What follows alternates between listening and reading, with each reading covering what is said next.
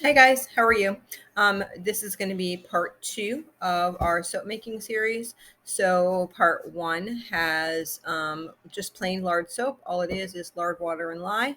So, I'll put that below in the description box if you're interested. Today, we're going to go over the soap that we use as a main base of our goat's milk soap. So, here is a charcoal bar that we did. We sell this locally just at our roadside stand. So there's a charcoal bar. This is a peppermint bar. Let's see the back. You can see the back of this one. So we are making soap for our own family, not for the stand. Um, this is a poppy seed bar, and then we have an orange and clove bar. So these are just examples of types of soap that we make. Um, so why do we make our own soap? We never used to make our own soap. We just would go buy, name brand Herbal Essence stuff, whatever, shampoo, body wash, whatever it was. And it smelled good and it was great and whatever. And then we realized what was inside of them. If you turn the bottle over and you notice there's probably about 50 ingredients on the bottles, and 50 of those 50 ingredients are not good. It can actually like poison your body. So our skin is actually our largest organ in our whole body. So we want to take care of our largest organ in our whole body. God gave that to us. He gave us our bodies, and we want to try to do what we can to care for our bodies. And so one of the reasons that we started to make our own soap was for that sole purpose. We didn't want the toxins and the chemicals coming in through our skin. Our skin protects our body from external bacteria and chemicals. So it actually is like a big filter system. So anything in the outside air that's coming in is being filtered through our skin. So any bacteria or chemicals that are coming through, if we keep putting chemicals on our body, it's actually going to leach or seep into, just like a sponge would. It would seep into our body. It would seep into our blood supply and all that fun stuff. So we make soap very differently than a lot of people you will see. We do not use micas, oxides, dyes, fragrance oil. We don't use these things. You're not going to find Cocoa Puff flavored soap from our stand. We only use natural and a natural product. So micas, I used to use micas years ago, and then I realized that themselves are actually a natural form. So they would be white or they'd be like a brownish, and that is the natural form. Most of the time, they actually dye those micas to make all the crazy colors that they do. So you're still getting the dye of the mica into your skin into your soap. Another thing is the FDA allows in micas certain levels of lead, arsenic, and mercury. So I don't want any of those going into my kids. My theory behind my soap is that if I wouldn't put it on my baby, then I'm not going to sell it to you, because I want only good quality things for my children. People have asked me before if I could make a certain fragrance, especially flower type fragrances, and I cannot get those in essential oils, or I cannot get them at a reasonable price in essential oils. And unfortunately, I refuse to make them because I'm not going to use a fragrance oil, because there's so much chemical and so much toxin in all those things. So when you're buying soap, look at those things. If it says fragrance, if you ask, even if you have a local person and it's handmade soap, ask them, what do you use to dye this soap? What do what are you using? For me, we use herbs, which is really interesting because God brings out in Genesis to use herbs of the field, and I think that we're supposed to use those in our healthcare. So we use herbs, and we use clays, natural clays, and we use essential oils, not fragrance oils. So let's jump into this a little bit. First off, I'm going to talk to you about how to make an herb infused oil. Can you hand me that, please? So today we're going to be using this. This is an herb infused oil. So all you do to make an herb infused oil is you take your flowers. This is calendula. This I grew in my garden. You would take your jar and you would fill this jar about half full, a little less than half full, and then you would fill it with whatever carrier oil you want to use. This carrier oil is olive oil. So, and this is from calendula. So we are going to use this calendula base in our soap base for the 3 that we make today. So today we are making, people say it different. It's either calendula or calendula, depending on who you are and how you say it. I used to say calendula, but everyone said it was calendula. So whatever. That's the type of soap we're making today. We're making 1 of those. We're making 1 orange scented one, but it's not a scent. It's used orange essential oils. And then we are using organic orange peels that have been dehydrated and such in there. So we'll have orange peel. Oops. And I'm looking for the oils. So calendula oil. It really depends what I can get for oils. I really like this SVA brand organics. That's my favorite. If I can get it in there, then I try to get it in there. So we're doing grapefruit as well. And then we're going to do the orange here. So the calendula will have essential oil in it, and it will have, all of them will have this infusion of the olive oil with the calendula. That is excellent. Excuse me. Excellent for skincare. Calendula is great. Actually, for babies' bums, a lot of times people use that in diaper rash cream.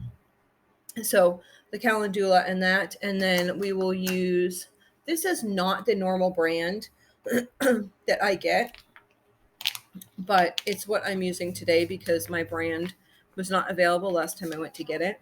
So this is rose clay. It's pink kaolin clay, and it is cosmetic grade, additives free, cruelty free. Yeah. Product of the US. No animal testing, 100% natural.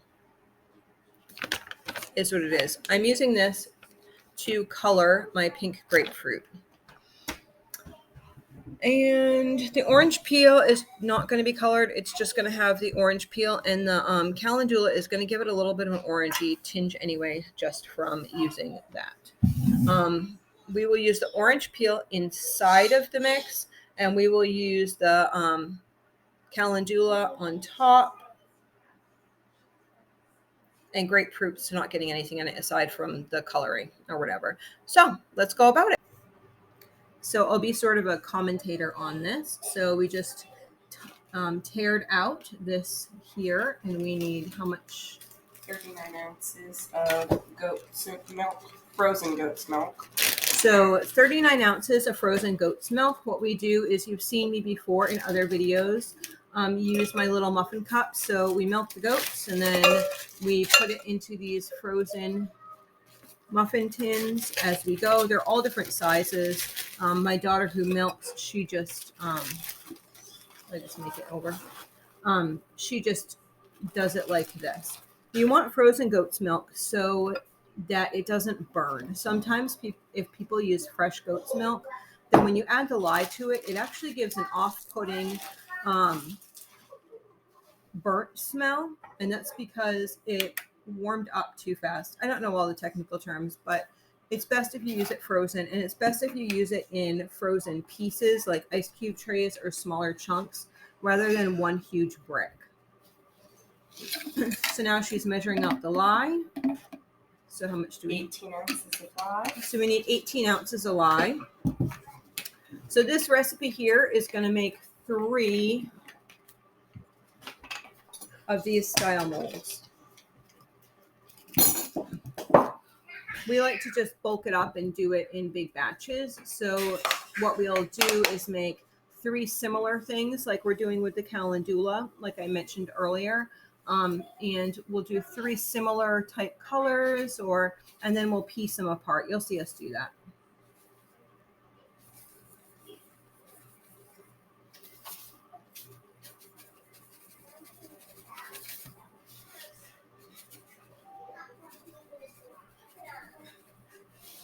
She's just measuring this out by weight on the scale.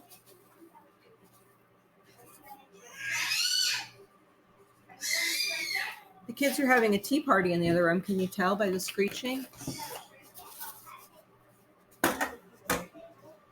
So she is measuring. So in here, she is going to put all her all of the goat's milk. All the goat's milk in. We need a big pot for this one. And then she's going to dump the lye as she stirs it.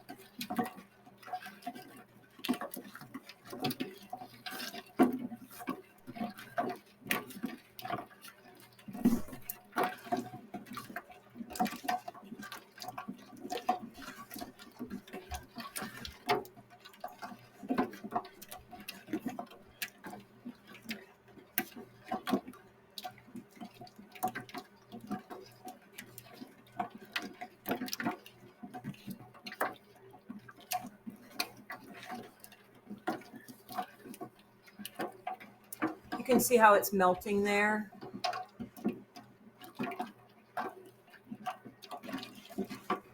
This one tends to go fairly quick because it's already brought the temperature down of the lye.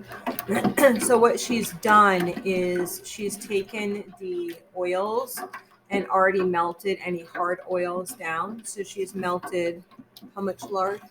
It was 39 ounces of lard and 36 ounces of coconut oil. I melted that just on a double boiler and then let it cool down. You want your temperature to be, after you've melted it, you want it to be under 110 degrees before you can add it to your soap. So it's all cooled down now, and she's doing this, and so she'll be able to add that oil in just a minute.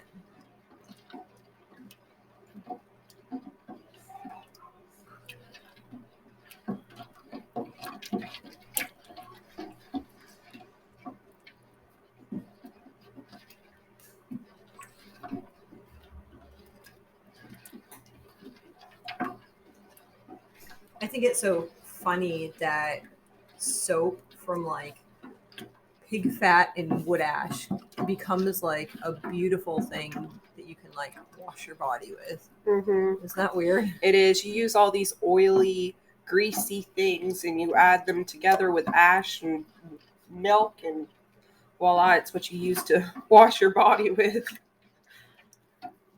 So cool. All right, so this is all ready now. Okay, so see that? That's how it should look there, and she's going to add her oils. I'm just going to move just a little bit.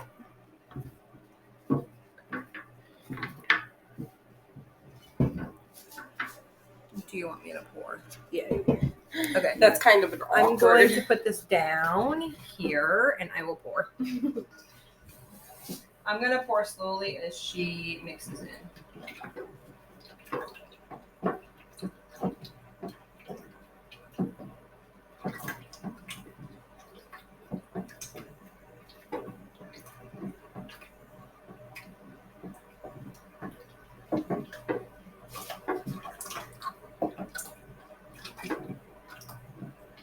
Looks pretty.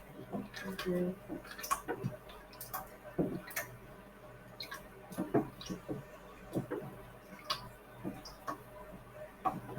I find that the lard makes a whiter soap compared to the palm oil. It Do you think? does. Yeah.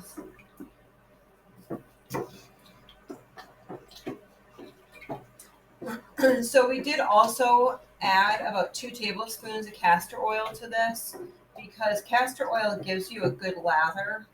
So you can add castor oil to pretty much any soap recipe, and it will just give it that nice lather.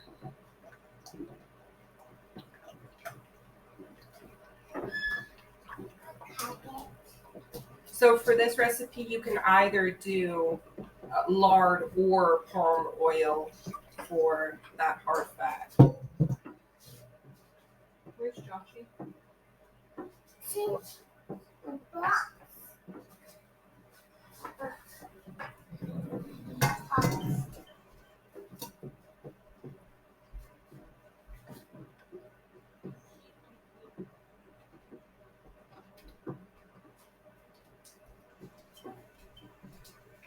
then We had a little escape artist. we have some olive oil here. The amount for the olive oil is 45 ounces, but we have this infused This is the calendula The infused oil as well. So it's the combination of the two would equal 45 ounces. 45 ounces. So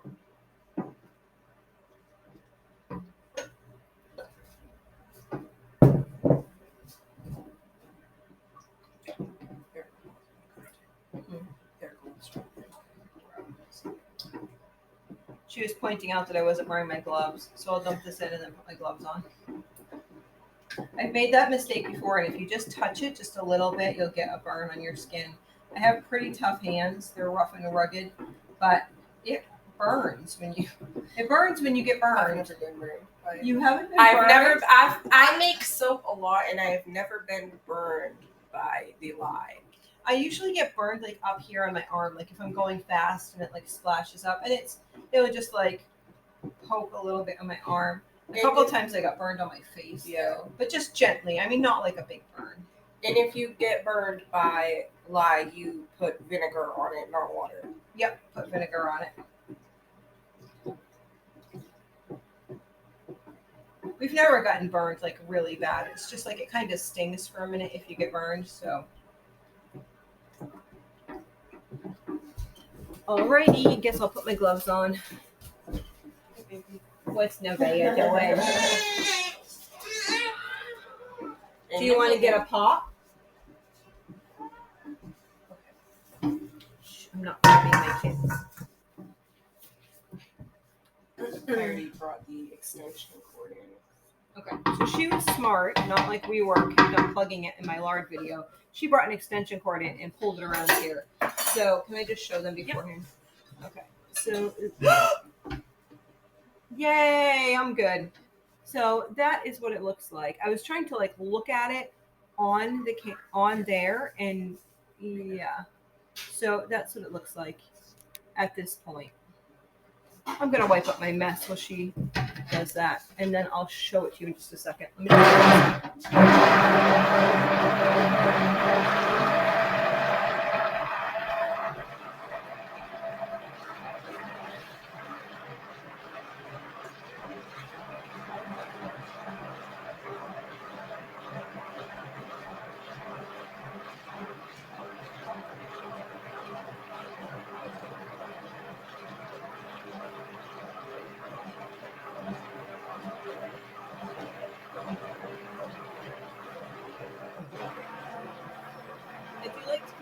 towels for situations like this because I don't want to really wipe it with a cloth and then have to wash that cloth and have to lie on it. I know I'm a little weird, but yeah, I like paper towels for if you do have to use.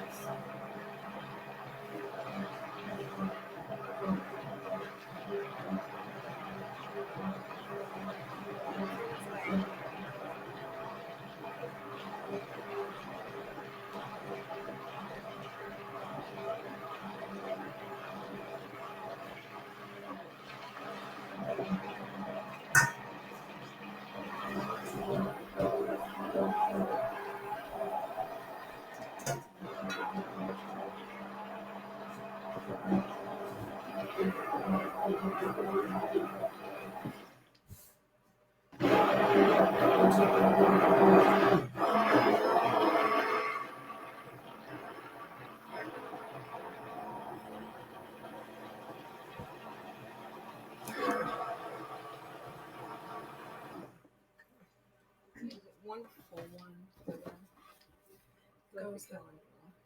Oh, yeah. This is our first time for a couple months that we've done it, so we're kind of just like discussing, like, okay, how much do we put here? How much do we put there in order to get the effect that Usually we we'll want? fill this, and then whatever's left in this. Okay, sounds good. I'm gonna rinse this out real quick. Want me to do that or Sure. That, well, if you want to just move it a little bit, I don't want to get too thick. Yeah. So I'll show you this right here. I'm gonna pick you guys up and show you what it looks like right now. So, oops. Sorry about that. All right, there we go. So this is where we're at here. And as you can tell, if you watch the other video, it's not at a full trace. It's not going over. It's more like making bubbles. So that's exactly what we want right now because we're adding so many different things to it, especially clays. And clays, they like to thicken things up real quick. So we're going to pour it, and we have to mix it still. So we're going to pour in our different containers, and then we'll go from there.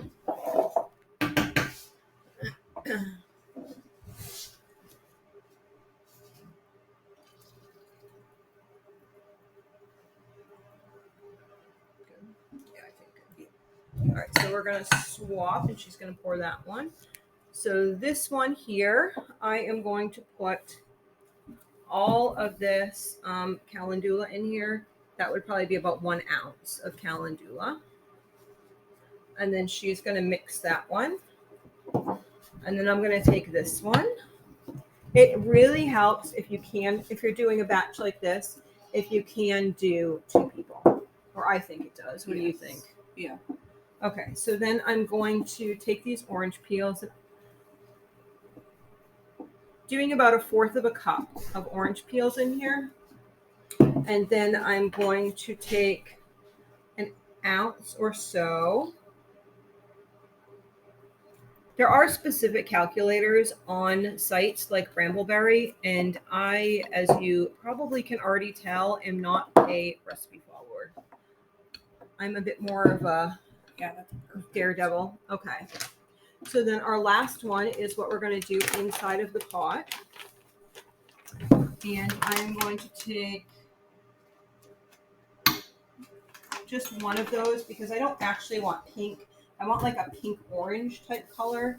And then I'm going to take my grapefruit.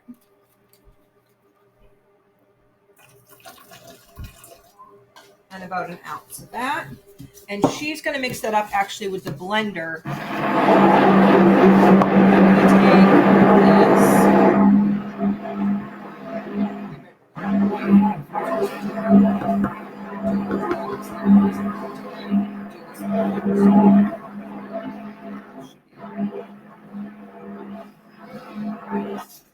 That orange smells so good. It's my favorite.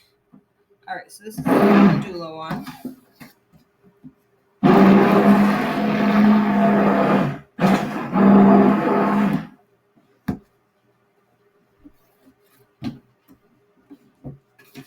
Is that the color you want?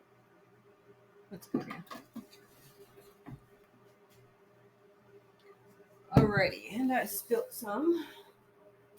I'm a messy cook, messy maker. So this is the one that has calendula. I'm going to give that a minute before I do what I want to do on the top, or else my flower petals are going to fall, and I don't want them to fall. So that's that one. And then we're going to, I think we'll do this one. And I'm going to do orange. I'm going to do the orange in this one.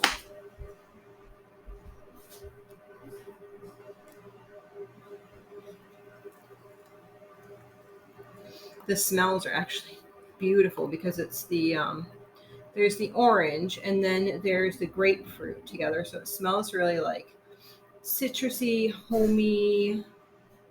I don't know, it smells really good. And there was a little lump that just went in there from the oranges, but that's okay. If it was for a if I was going to sell these, then I would actually like dig that out, but I'm not. These are for us. We actually literally ran out of soap, which is so unlike us. Okay, so that's the orange one. And then our last one here is going to be the grapefruit. Do you want? It doesn't matter.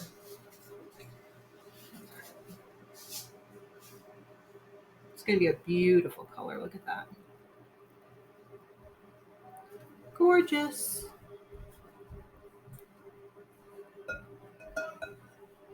And there we go. So then we also have a little bit extra. So I will keep one of these totes. I have this out from the lard soap from before. And so I'll just take this and pour little bits into whatever we have. I think what I'm going to do is do half and half. Just because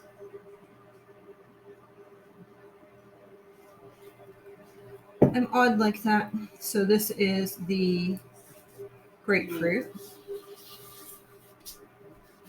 Oops, sorry. This is the grapefruit one. And then I have a little bit left of the calendula. So I will put some of that in here. Sometimes I do this because you never know what things smell good together. I never would have thought that orange and clove smelled good together, but it really does. And it's really kind of cool. Like, I don't know. Would you think orange and clove smelled good together? I wouldn't, but they do. They do. They smell really good. But it was like an experiment kind of like this that we did to see if it would smell good or whatever. And it was like, oh, that's kind of cool. I mean, it's still going to clean you no matter what.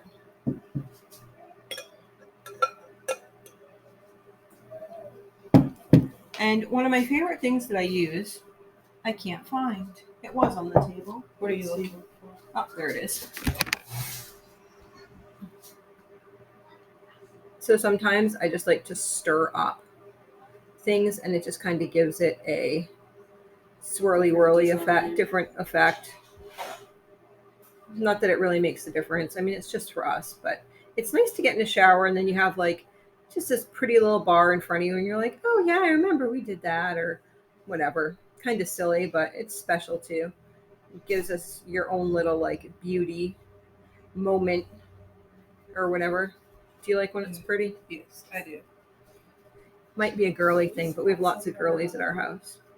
So Thank you. I'll do all the girly things for my girlies. Okay. So I'm going to stop the video. Oh, yes. I almost forgot. I forgot to put the flowers on top of the calendula. So I'm going to take my gloves off because I don't want them to... I'm being picky. I grew these ones this year and they're a lot more orange. And I want to do that first. So this is the calendula one. And I'm just going to gently throw some petals on top here. It's so neat to have like a flower out in the garden, and then later on you can save that for different things. And I don't know, get that little bit of summer just in your house in the middle of winter is kind of special.